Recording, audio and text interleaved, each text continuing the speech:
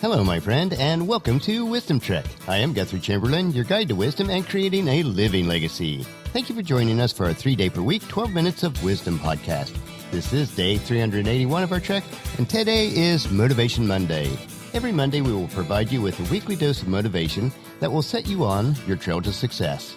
Today, we will hike the 6 steps needed to motivate yourself. We are broadcasting from our studio at the Big House in Marietta, Ohio. By the time this episode is released, the 5-year Chamberlain reunion will be winding down.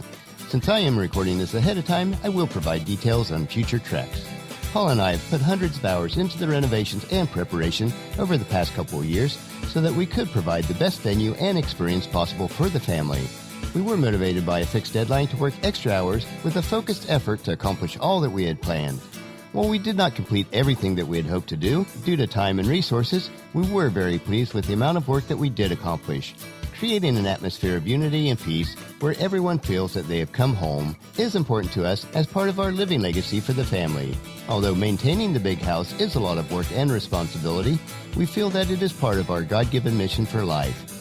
As Jesus spoke in Luke chapter 12, verse 48, when someone has been given much, much will be required in return. When someone has been entrusted with much, even more will be required. With this awareness, we carry on with joy of being able to serve in this manner.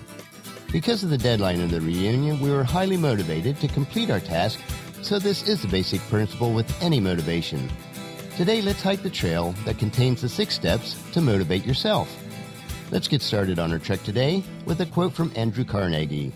People who are unable to motivate themselves must be content with mediocrity, no matter how impressive their other talents. If you want to excel in life, self-motivation is essential. You must know how to motivate yourself. You must be able to keep your spirit high no matter how discouraging a situation is. That's the only way to get the power that you need to overcome difficulties. Those who are discouraged by difficult times are certain to lose even before the battle is over. So the question is, how do you motivate yourself? We will climb the 6 steps that will allow you to effectively build and maintain self-motivation. And the first step is to have a cause. I can't think of a more powerful source of motivation than to have a cause that you really care about. This was the Chamberlain reunion for Paula and me. Such causes can inspire you to give your best even in the face of difficulties. It can make you do seemingly impossible things. While other causes could inspire you temporarily, a cause that matters most to you inspires you indefinitely. It's like a mountain spring of motivation that will never run dry. Whenever you think that you run out of motivation, you can always go back to your cause for a fresh dose of motivation. Step number 2, have a dream and dream big. Karen Raven put it this way: only as high as I can reach can I grow. Only as far as I can seek can I go. Only as deep as I look can I see, and only as much as I dream can I be. Your cause is a powerful source of motivation, but it's still a bit abstract in nature. You need to make it concrete in the form of a dream. For us, it was imagining how the Big House would look when the renovations were completed. The image drove us on even when we felt like quitting. Having a dream is important because it is difficult to be motivated if you don't have anything to shoot for. Being able to host the family for the weekend and allowing them to see the family homestead restored to its original state is our overriding dream. While it is not completely finished, we have made good progress toward our dreams. We will continue with this dream for subsequent years. That is our goal that drives our ambition. But just having a dream is insufficient. Your dream must be big enough to inspire you. It must be realistic but challenging. It must stretch your abilities beyond your comfort zone. Step number 3, be passionate. Les Brown said, wanting something is not enough. You must have a passion for it. Your motivation must be absolutely compelling in order to overcome the obstacles that will invariably come your way. To be truly motivated, you do need a passion and not just a desire. Having mere desire won't take you through the difficult times since you don't want things bad enough.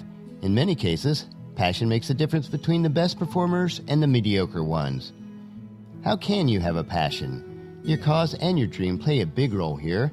If you have a cause that you care about and a dream that is related to it, you should have the passion inside you. If you think that you're losing your passion, all you need to do is to connect again to your cause and your dream. Let them inspire you and bring your passion back. Step number 4, run your own race.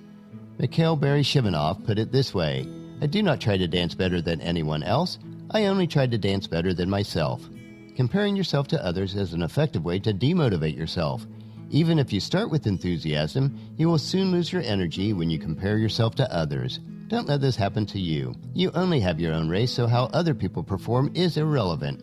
Comparing yourself to others is like comparing a performance of a swimmer with a runner and using the same time standard. They are so different, so how can you compare one with the other? The only competitor you have is yourself.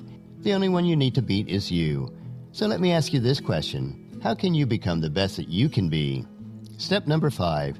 Just take one more step. Winston Churchill once said, "Success is not final, failure is not fatal, it is the courage that continues that counts." When you meet obstacles along your way, there could be a tendency to quit.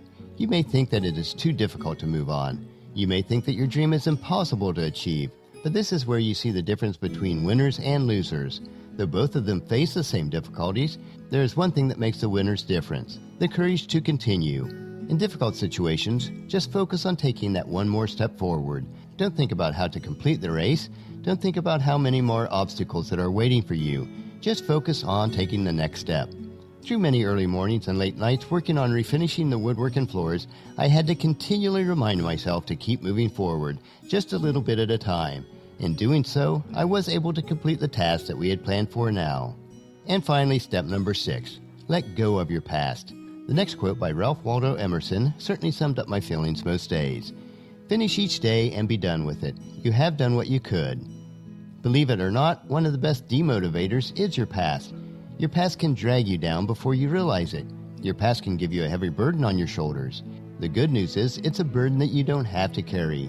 Take it off your shoulders and leave it. You might have made mistakes in the past. You might have disappointed others with what you did, but that is over. It is already in the past, and there's nothing you can do about it. Today is a new day, and you have a chance to start again. No matter how bad your past might have been, you still have a bright future ahead waiting for you. Just don't let the burden of the past stop you. We are nearing the end of today's trek. These 6 steps, if followed, will provide you with the tools needed to motivate yourself. Don't settle for mediocrity. Let your self-motivation take you to excellence. Go forward this week with a new sense of self-motivation and do your very best. Don't wait for someone else to motivate you. External motivation is never lasting. Take responsibility for yourself. Our next trek will be Wisdom Wednesday, and we will dig for more nuggets of wisdom in the second half of Proverbs chapter 13. So encourage your family and friends to join us, and then come along with us on Wednesday for another day of Wisdom Trek, creating a legacy. That will finish our trek for today. Just as you enjoy these doses of wisdom, we ask you to help us to grow Wisdom Trek by sharing it with your family and friends through email, Facebook, Twitter, or in person when you meet with them, and invite them to come along with us on each trek. If you'd like to listen to any of the past daily treks, they are available at wisdom-trek.com. And don't forget to subscribe to Wisdom Trek so that each trek will be downloaded to you automatically. And I would like to also ask you to rate and review us on iTunes and Google Play so that others will find out about Wisdom Trek and join us. The journal for today's trek is available at wisdom-trek.com. Thank you for allowing me to be your guide, your mentor, but most importantly, I am your friend, as I serve you through the Wisdom Trek podcast and journal. As we take this trek together, let us always live abundantly, love unconditionally, listen intentionally, learn continuously, lend to others generously, lead with integrity, and leave a living legacy each day. This is Guthrie Chamberlain reminding you to keep moving forward, enjoy your journey, and then create a great day every day. See you on Wednesday.